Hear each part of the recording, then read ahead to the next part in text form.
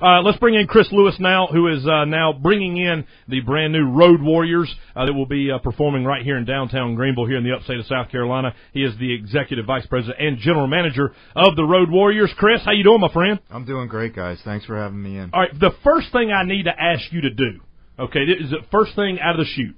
Let's say you guys win this year, okay, which I fully expect you to do, all right, to win the ECHL championship. Okay.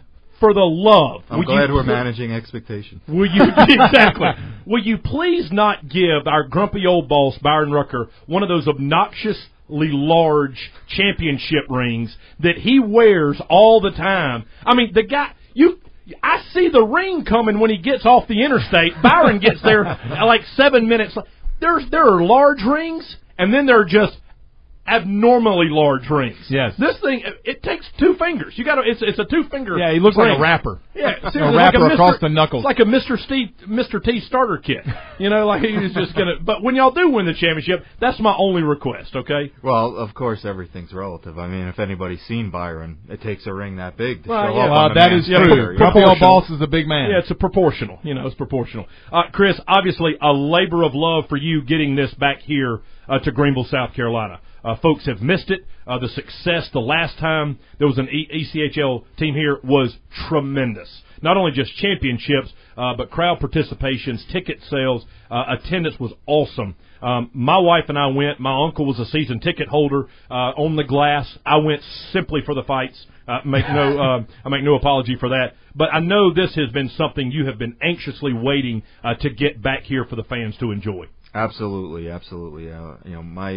My journey here started back in the late 90s, and I was working in the league office when the Growl came in to the league as an expansion team. So I saw from the league office firsthand how successful hockey can be in Greenville. Our owner, Fred Festa, searched long and hard for upwards of 3 years looking for a place to invest and a community to invest in. And after that process, he decided that Greenville was the place. What is it about Greenville that y'all like?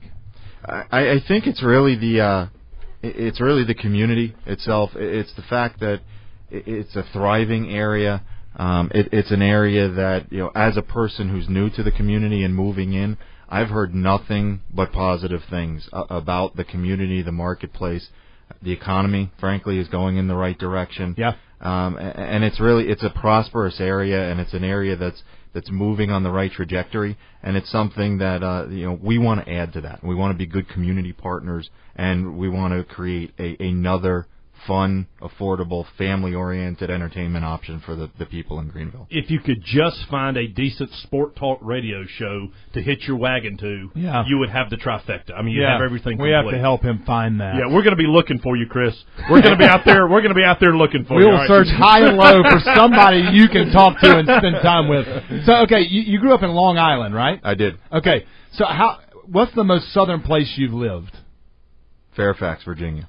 Oh, Virginia, is that even in the South? That doesn't even count. Some places say they think they are. It was Richmond was the capital of the Confederacy, but what does that matter? All right, so when did you? How long ago? Details. How long ago did you move to Greenville? I rolled into town actually over Memorial Day weekend. Nice. Okay, wow, so you've been here about a month. Mm-hmm. So okay, have you had grits yet? Oddly, yes. He had a grit. I had them. No, I had them at there was a taste event at the Embassy Suites. Yeah, okay. I think like my first week here. They do a decent job with food here. And I think it was cheese, grits, and shrimp. Yeah, shrimp and grits. Right. Yeah. Cheese, grits, and shrimp. There you go. Shrimp and grits, absolutely. Chris, let me tell you the best way to eat grits.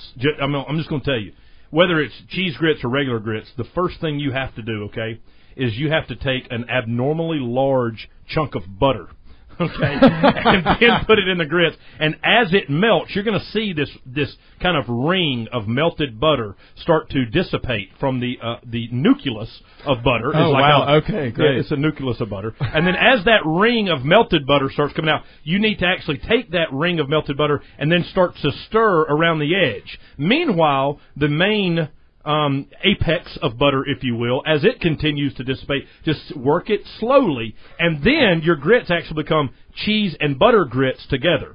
and then, my friend, you will experience grits the way they were intended to eat. Understand this, Chris. He is not joking at all. Like, he's really seriously trying to instruct you on how the best way to eat grits, which is comical. I wasn't trying to have any humor in that whatsoever. I know, but it's comical that you're actually being dead serious. Yeah. I'm sure it's very heart healthy too, and our business manager's probably jumping up and down in her office right now about insurance premiums going up. Listen, Chris, and 4 days later you'll recover from it. Okay, so don't worry about it. Just give yourself 4 good days. All right, so the season's going to be here in October. Yes. Everybody, really, I mean that's. You know that's right around the corner, right? Okay. In case nobody told you. I know only too well. In case you didn't pick up a calendar on your way in, y'all don't have a whole lot of time, and you're going to be playing ball games, and you're ready for fans to come out. We are. Our friends at the Bilo Center and the league office people, and certainly the folks in our office, did a great job with getting our schedule laid out.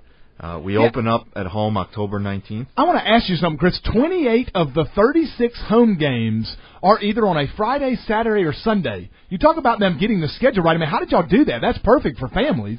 I'd love to say I had something to do with it, but I was still in New York when that was going on. Just take credit and go with it. That's That's right. all you got to do. But it really was a great job by everybody who worked on that schedule because, again, our owners' focus is to get integrated into the community and have as many, be as family friendly as we can. And, being the father of 2, I know that, with my 6-year-old, if she's out much past, that 9:15, 9:30 witching hour, tomorrow's not so much fun. Absolutely. So, my gosh, did you talk to my wife on the way in? Because that's verbatim. I mean, that's the way my wife and I look at events at night.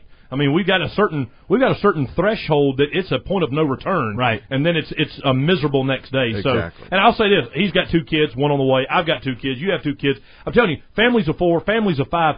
The affordability of the entertainment that comes along with the entertainment, second to none. And I'm anxious to see it again. Oh, and the schedule